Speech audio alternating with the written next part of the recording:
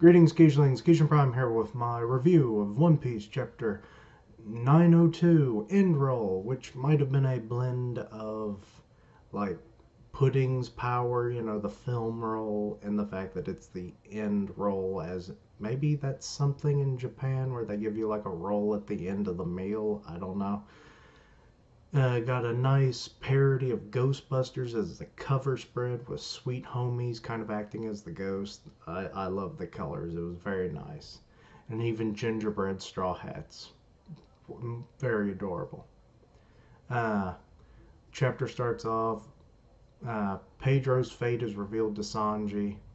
He then remembers on Zoe the beaten, poisoned, and broken Pedro pleading for their aid to help Nekomamushi and Inarashi. It's like their destiny has not been fulfilled yet. You must help them. It even goes to kind of question Pedro's resolve about why he came to save him in the first place, because it's like, didn't you say this wouldn't be the place of your grave? And Carrot comes in, comforts him, giving him a little pat on the head, and it's like, this was Pedro's decision. It was to repay the Straw Hats for what they did for the Mokomo Dukedom, which I'd forgotten that name. And even interjects that if it wasn't for what he did, they'd all be dead, which is a kind of a somber note when you think about it. And so she's like, as she was breaking down in tears, it's like, just give him thanks for what he did. And kind of a theme that ran through on a few points was Big Mom's singing about the like a condensed romanticized way of the whole arc, which had a nice flow to it. But numerous songs throughout this arc. It really was the Disney arc, wasn't it? Then we have well, she was talking about the wedding, like a prince and a princess, and I don't remember if she mentioned the cake, but it doesn't matter. It was, like I said, it was just a condensed version of the arc, basically, at least the part she cared about. Then back on Cocoa Island, we got Pudding. She's reminiscing about her role during this arc to when Big Mom first brought up the wedding to her, and it's like, you will be my pretty little doll, and you will marry this man, and I will gain power. And she's like, I'm not a doll, Mama. Oh, yes, you are, my dear. uh, uh, how Sanji wanted to marry her after they both kind of found out, like, we come from horrible people. Let's get married. um, then her making fun of his swollen face. And then she was just thinking, he thinks I'm a monster. Why would he ever want me? And then at the altar, when she revealed her third eye, and it's like, haha, feast upon my third eye. Think of what you really think of me. And he's like, beautiful. And that kind reaction is essentially what swayed her permanently through the rest of the arc. And finally, her request of a kiss, which then she steals the memory, which this is one of Sanji's ambitions, which was brought back to my recollection because I sometimes forget little things that the Straw Hats want to do in their own dreams. But he wanted the love of a woman, or to love a woman, and her to love him back, and all the other stuff, love. And it's like now he gained that, and then he lost it. So that's a sad note for this whole arc. Um, so it does hint that they will meet again at some point. Then you got there was a broadcast to most of the Big Mom forces that the Straw Hats are outside of the territory now, because like some of the transponder snails that were on the furthest outskirts were still in effect, and then they picked up on it. Ichiji's like, okay, Germa, getting out of here. Mission's complete. No longer needed here. So, so the Germa are fine for the most part, other than being a little banged up. So those bullets didn't seem to do much. um, then, what was the most surprising bit of this whole chapter is we're we're given information that I'm not sure anyone was really looking for, but it was a nice addition nonetheless. Um, the backstory to Katakuru's scarf and his Brulee's scar, which, if you think about it, there's one letter difference, so that's kind of weird. It's like family, F, we love each other, that kind of thing. I don't know.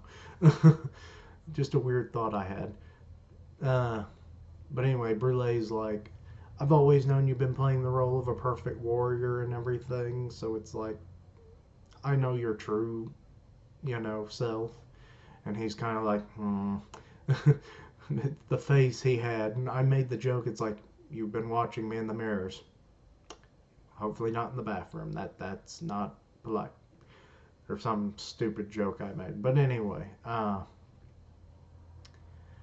and it flashes back to Brulee being attacked, and it leads to the scar across her face, and it was retaliation from some of Katakuru's tormentors from the previous flashback of his childhood. Because of his big mouth and what was it called? Something eel, whatever. And he went full demon on them. It's like, you will never hurt my sister. How dare you lay a hand on her face? And they like tried to apologize, but there was no apology to be had with him. He was too mad. So anyway, and then she passes on some information that the Straw Hats are like, they've left. So it's like, you'll be happy about that. I can never forgive them. And, it annoys her when he smiled. Also, this brings up the notion of like, back when Flampe was talking about like, only one of my older brothers did not vote for me as favorite little sister. It's like, who did Brother Katakuri vote for? So, it was Brulee. Yeah. Then there's another double spread of everyone reacting as Big Mom enters the fray of the Coco Island coast battle. And everyone's just kind of like, crap. Well, some are cheering, some are like, yeah, we're just going to leave. The fishermen, I can only assume, will flee underwater. Obviously, the Big Mom forces are fine, and the Germa, they're already retreating, so... But it's still a bit ambiguous to what's going to happen, and if anything this arc has taught me is Oda likes to subvert our expectations, like, at every turn, so... So just take my possible theories as a, grain of salt there. Then finally we got Sanji. He's like, hey, would anybody mind if I cook something? To much applause. I mean, they haven't eaten anything in at least a day, except for Luffy, but it was food he didn't really want to eat, so... And this is Sanji's cooking we're talking about. Everyone loves a good Sanji meal. And this mirrors in the East Blue where Zeph is cooking for some rowdy pirates, which are like the enemies that some of his staff were mentioning. I forget their names.